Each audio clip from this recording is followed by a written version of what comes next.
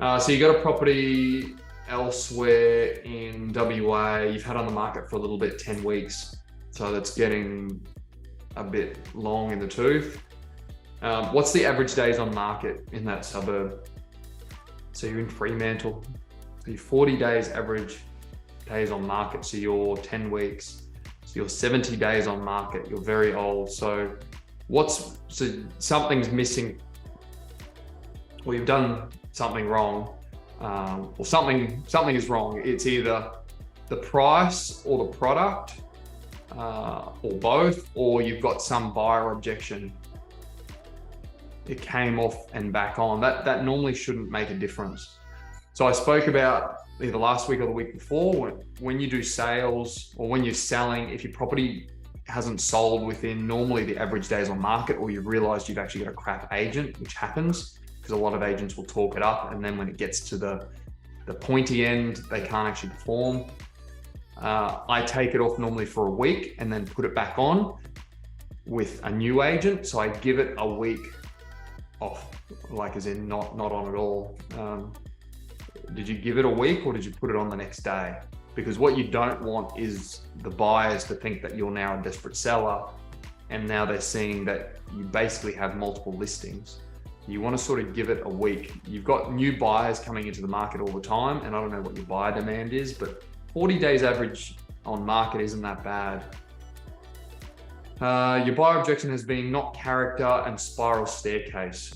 So if you want to sell it, how do you can you get over those buyer objections?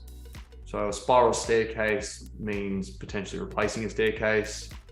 The cost of a new staircase, I don't know whether you've got room for it, but staircases aren't that expensive. But if you don't have the opening to get a staircase in there, that could potentially be expensive. Without looking at the house, I don't know. As for the not being character, is there something you can do to the facade? Can you look up some things online, or can you get help from maybe a local architect that makes things look good? But look, without knowing the market intimately, you're in the market, so you know it more intimately than me.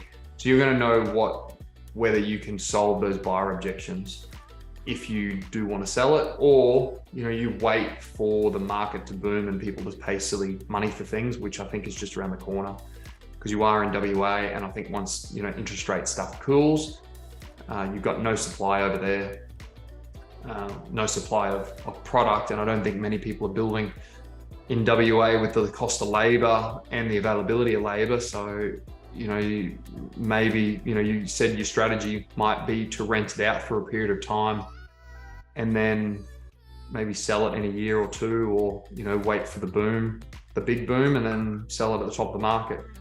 So look, you said you got a valuation for 1.3. You're originally aiming to sell at 1.3 to 1.4. You haven't been able to get that. So look, I've been in markets that have come off the boil a bit, and sometimes I've been able to sell, but other times I've held on to them for a bit, and it's always worked out in my favor. I just wish I'd held more properties than what I did, because every time there's been a soft market, that market's never lasted for long. So look, if you have the capacity to refinance it, what's the property going to rent at? So it's worth 1.3. So if you can get an 80% LVR loan, so you need 260 in cash. So you're looking at $1 million loan at 5%. So you need to cover 50 grand a year plus some extras.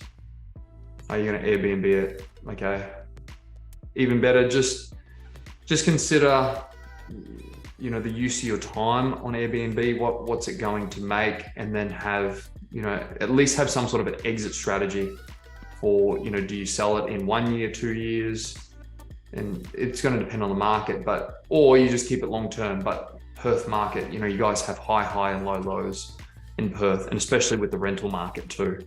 So you haven't really had the supply.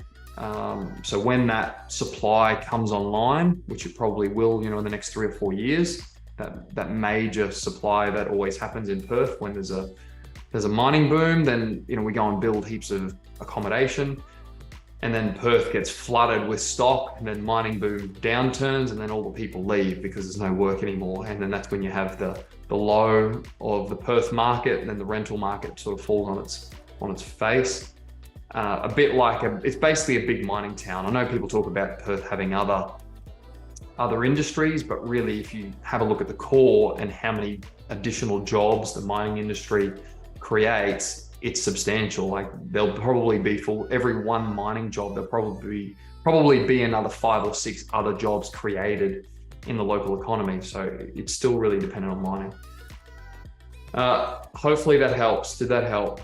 Did you want me to elaborate on anything else? No, good. All right, cool. All right, what is, I think Gibran, you had a question.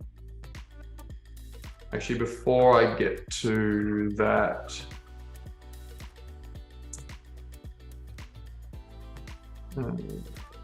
Sega, you had a FISO during the week. I am sure I responded to you, but I apologize if I didn't.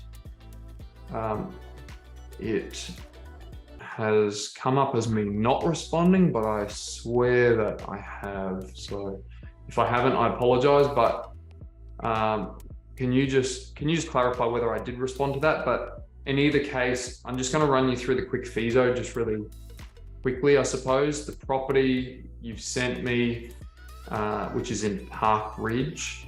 I won't say exactly where it is. But what I want you to do is go through the exercise of doing a full feasibility. I think you'll find that property isn't feasible.